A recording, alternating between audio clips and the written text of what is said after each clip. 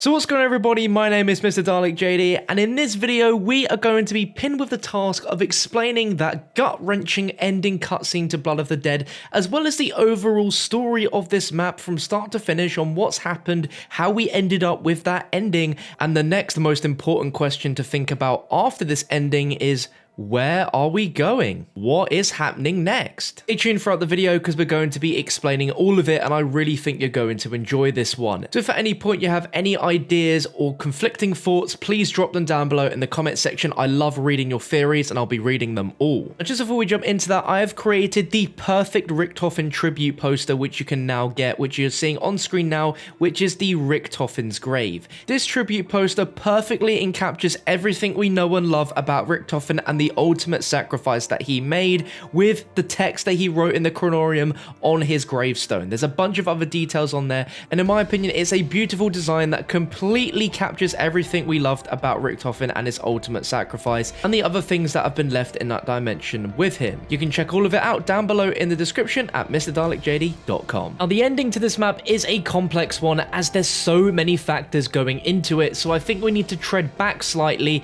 and see where we started when we went into this map. So as we're all aware, Blood of the Dead is a pocket dimension of Alcatraz separate from any other dimension that we've previously been to, and this set of events that occurs in Blood of the Dead is very different from how the events are supposed to follow in the Black Ops 3 storyline. If you're not aware, in the Black Ops 3 storyline we have just come from Zetsubou no Shima, and we were only supposed to be in Alcatraz very quickly to collect some blood samples before using the teleporter to go towards Gorod Krovi. But as we see in the intro, the Warden destroys the portal, trapping us in a eternal purgatory. Since this is not how the events are supposed to occur, the Richthofen in this dimension is suddenly very different to how we've ever seen him before. He is completely puzzled, he's completely lost and confused, and he doesn't like what the Chronorium is showing him because the Chronorium is telling him to do what happens at the end. Remember in the intro when he says, "My blood, our blood, you can't expect me to let this happen"? Well,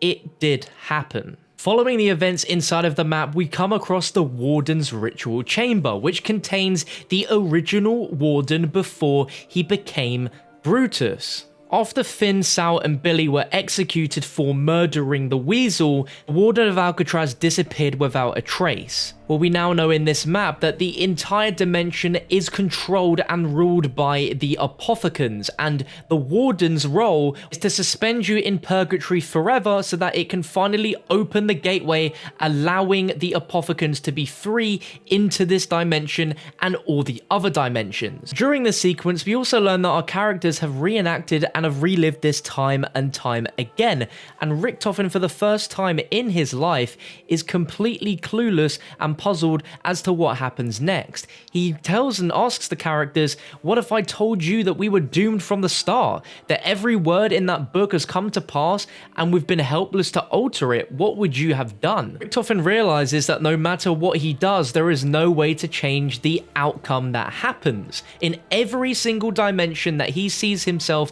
in the Chronorium, he dies in every single one. So it's inevitable that Richthofen at some point will have to face his doom, which we do. The Bird of Alcatraz eventually comes to our rescue, releasing our characters from their jail cells, and we can finally make our way back to Richthofen's lab. As our characters make their way to the final encounter area, we come across Brutus one last time before the fight, where he reveals his true form, before getting attacked by the ghosts of Sal, Finn, and Al from Mob of the Dead. During their eternal purgatory, they go and save the lives of our crew before Brutus can kill them, giving them an extra fighting chance. And once fighting the Warden, this is where things really kick off. And as we now know, Richthofen has to do the right thing. He has to sacrifice himself. He knows this is the only way forwards, and he does. Now, the real reason why Richthofen has to sacrifice his own blood is because in a radio revealed on Blood of the Dead, Richthofen's blood has element 115 from so many dimensional travels.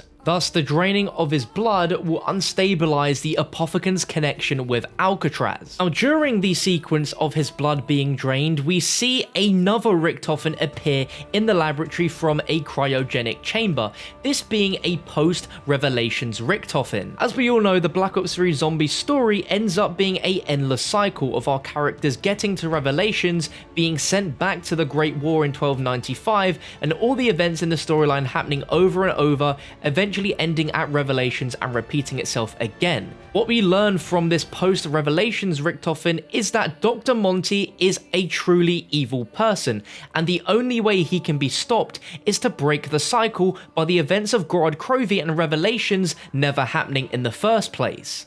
As with the Black Ops 3 story arc where we had to kill the original 1.0 characters, this is a similar scenario where we actually have to kill Richthofen 2.0 to stop him from going and bringing the crew to Gorod Krovi and then Revelations, where they will always lose to Dr. Monty. Now, the duration of post-Revelations Richthofen being in that cryogenic chamber is yet to be seen, but I would assume that our Primus Richthofen was already aware of his existence via this quote here once the chamber is revealed. The thawing sequence has begun. We cannot wait here. We must finish what we have started and confront our fate above. I'd also like to think that regardless of what happened, Richthofen always knew that the eventual death was going to happen, but I also think he assumed that he would be saved at the last moment and not actually left for dead like the Chronorium has told him. Now, this post-Revelations Richthofen is also wielding a orange gem, and the only other time we've seen this is in the Blood of the Dead storyline trailer, where we see another version of Richthofen pull this out from the lava on the catwalk, and also seen on a staff at the end of the Revelations Easter egg ending. Now, Richthofen in that cutscene is not holding the Staff of Fire, he's actually holding the Wind Staff. Now, we are not sure in any way if the gem that Richthofen is holding is most definitely a gem that powers the original Staff of Fire, but I would like to think it is. Whatever this gem is, it has incredible power as it manages to purge this dimension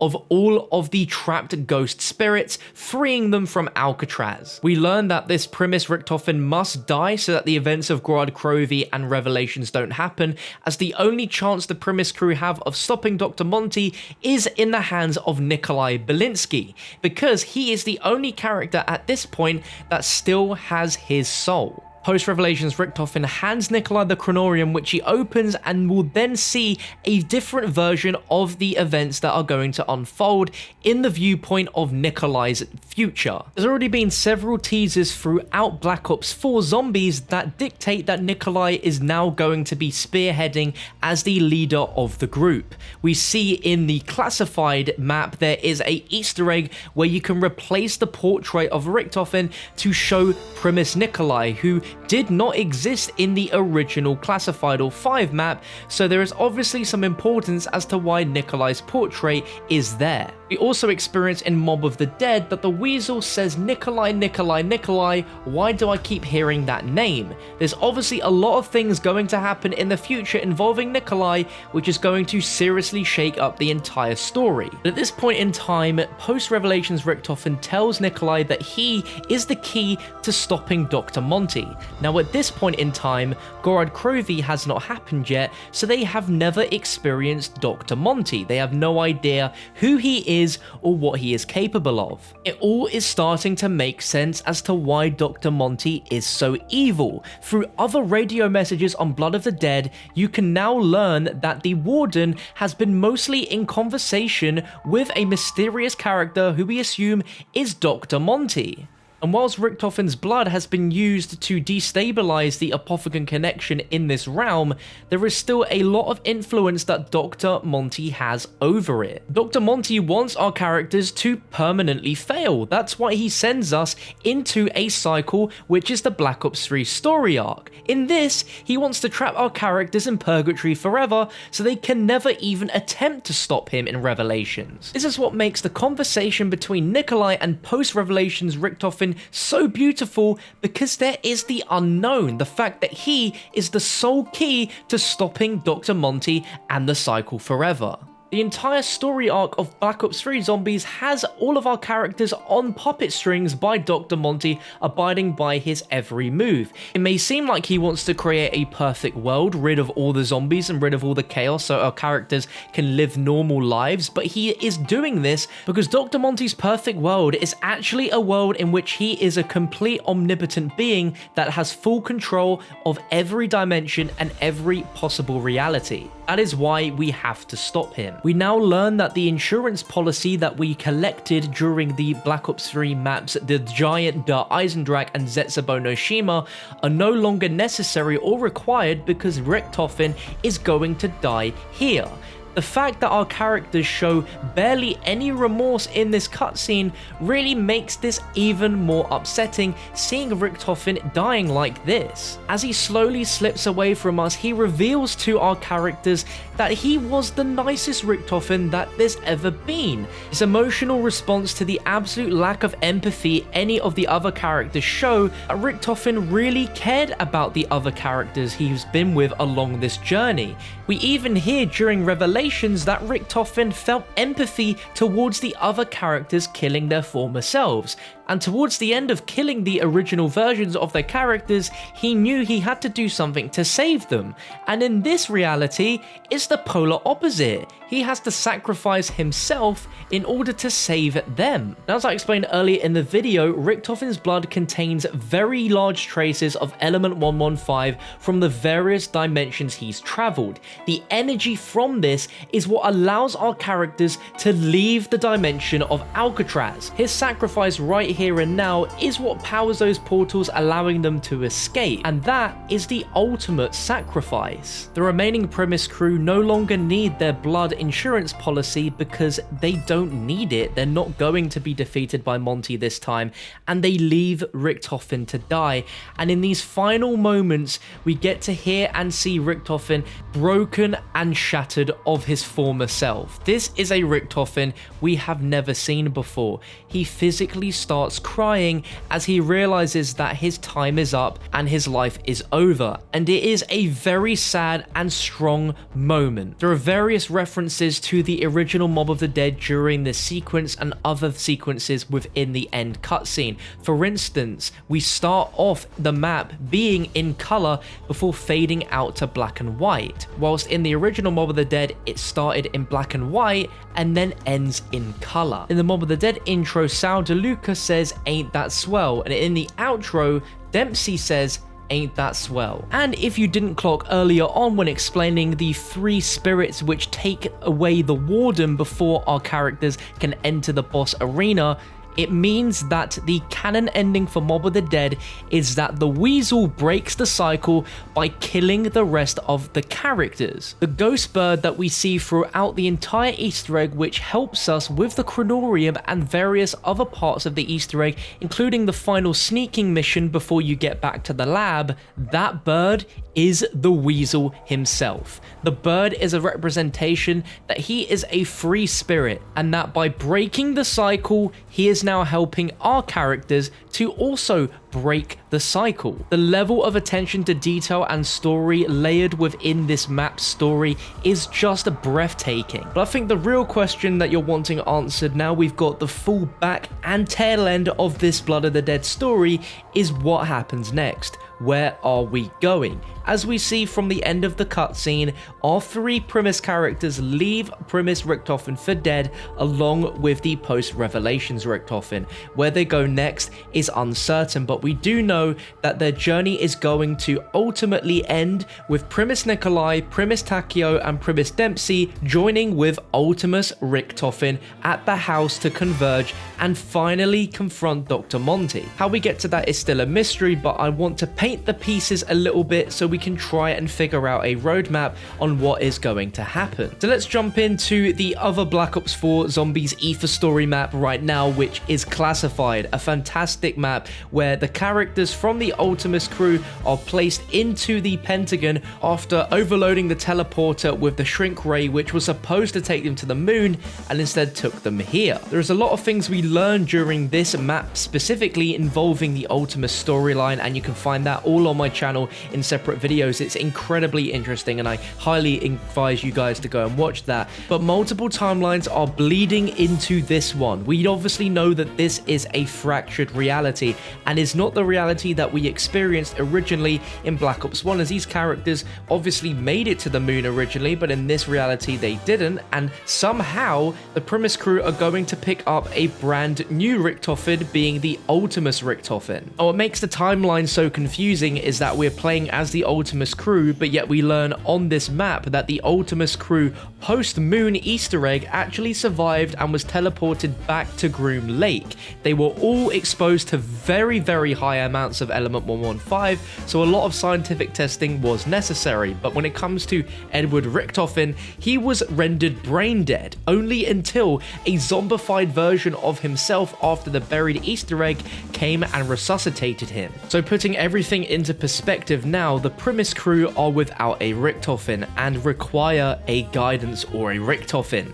We don't know how exactly, but we know eventually it's going to converge with them picking up Ultimus Richthofen and facing Dr. Monty at the house. We've had this comic book loading screen for well over a year now, and it didn't make any sense before, but the pieces are finally starting to make sense. We have Primus Nikolai, Primus Dempsey, and Primus Takeo stood alongside Ultimus Richthofen at the house of Dr. Monty, situated on the planet Earth in England's United Kingdom. Now, even before Black Ops 4 Zombies released and before we even had these comic books, we started to get some teasers around the idea of a London Zombies map via newspaper Easter eggs in Der Eisendrache and Moon. Jason has now also revealed, now that Black Ops 4 Zombies is out, that there was a trip that the Zombies guys took to London for reference for a future Zombies project. And he said that that is something that we should probably expect to look out for somewhere down the line. So at some point, either in Classified or after the events of Classified, Nikolai, Dempsey, and Takeo are going to return to Groom Lake to encounter their Ultimus versions, which after Moon are hanging out in Hangar 4 as test subjects. Primus Nikolai has now been the one that's been trusted to use the Chronorium to guide the rest of the characters through this journey. This is something that has never happened before. Richthofen has always been incredibly secretive towards the Chronorium and only allowing himself to see it and not the others. And Treyarch has purposely thrown us all these little bones so that we can piece together what might happen, and Nikolai and the Chronorium are going to eventually take a trip to meet our Ultimus crew. But I think I'm going to end the video right here. If you guys enjoyed it, let me know down below in the comment section, and if you did, feel free to leave a like rating on your way out. Hopefully I managed to blow your mind in some way and open up your perspective onto the whole story of Blood of the Dead. But please be sure to check out my Easter egg guide for Blood of the Dead as well, linked down below in this video's description, as well as the final ending cutscene in its full entirety and my full boss fight and reaction to the cutscene. That's all linked down below. But thank you for watching, feel free to subscribe, and I'll catch you in the next one.